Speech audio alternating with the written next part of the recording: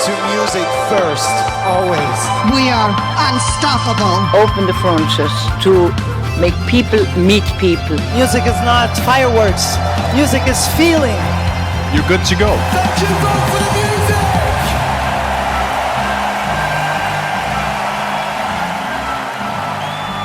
This is Vote for the Music, the Eurovision podcast. Hello and welcome back to Vote for the Music, the Eurovision podcast. I'm Benjamin Widdybank. And I'm Tadeusz.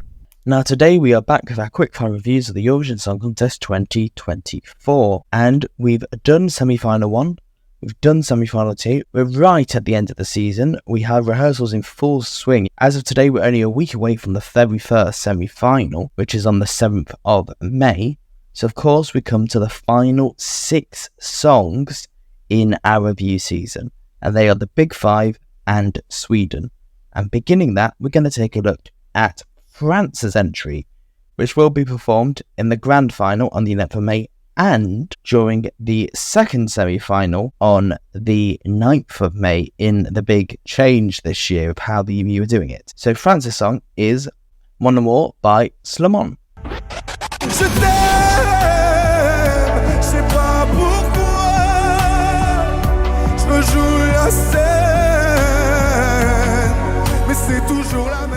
So it seems quite apt that we're looking at this, because if you remember right back in the autumn, this song was released and we were doing our news updates back then, and we did promise you a quickfire review that week, and that quickfire review did not come because of a way we were trying to restructure our whole podcast and work out what was the best way going forward. But now finally on the 30th of April, here is our quickfire review of France, which was the first song released for this year's Eurovision Song Contest all the way back in the autumn. And as a song, I like it just as much as I did then.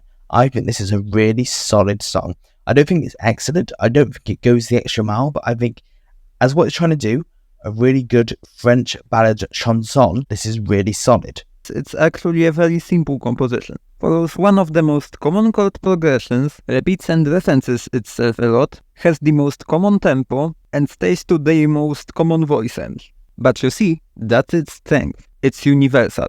However, while the song is very strong, and I still like the song just as much as when I first heard it, and that has not changed, what has changed and why I've begun to dislike it as an entry, to be honest, is Slimane. I mean, I know he's a star. I know he's actually a massive star in France. Outside of France, not so well known. Very, very unknown, actually. But in France, he's a big, big star. But with that comes a certain confidence. He's more what makes this song more than a simple song. Makes it into an experience, while at the same time, this is still a song in its own right. In the context he's presented it with, on most of the TV performances he's done, it's just made me dislike it. And I'm not sure why. Especially, I think it's with the microphone trick he's done. If you're not aware of this, he's done this section of his performance, which we think is probably going to be continued into the Eurovision performance. We don't know for a fact, but we think probably is going to, where he steps 2 feet away from the microphone and sings the song louder into the microphone, projecting his voice to try and wow the juries, to be honest. But I think it takes away from it. I think it's annoying and pretentious, and it just makes me dislike him and makes me go, oh, go on, mate. Yeah, you can project your voice. That's kind of what singers do. So for me, that is dragging down the song, because I don't want a performance to annoy me, to feel pretentious, to feel irritating.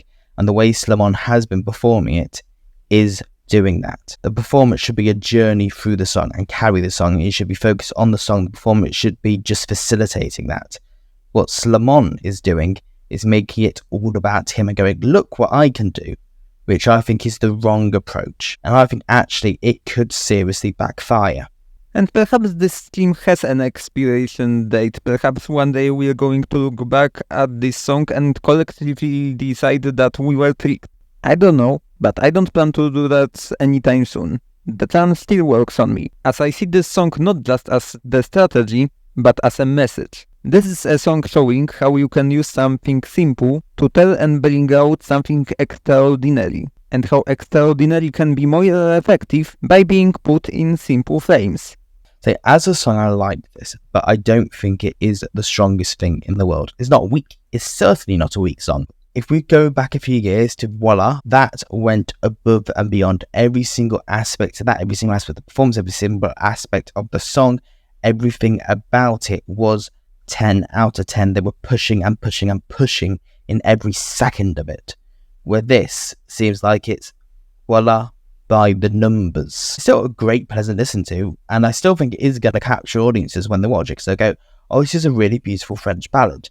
And that very much could inspire them to pick up the phone in the same way we got last year with Italy with Marco Mengoni.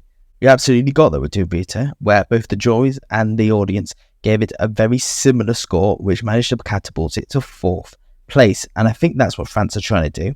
I think that's probably what will happen. But the big unknown in that is if a big gimmick like the microphone trick comes across as an irritating moment instead of a wow moment, then that's a big risk that could absolutely backfire.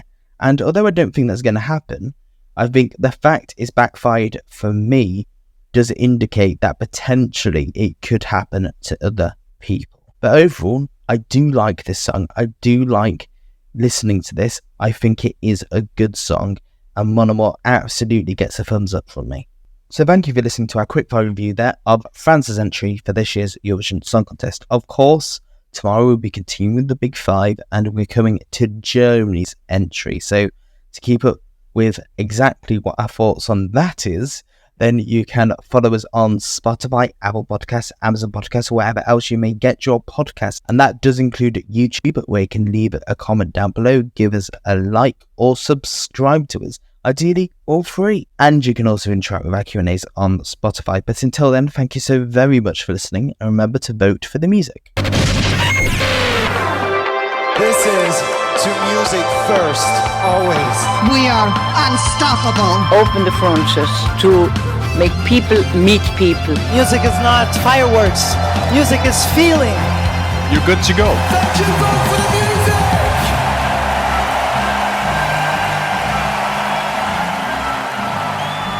This is Vote for the Music, the Eurovision podcast.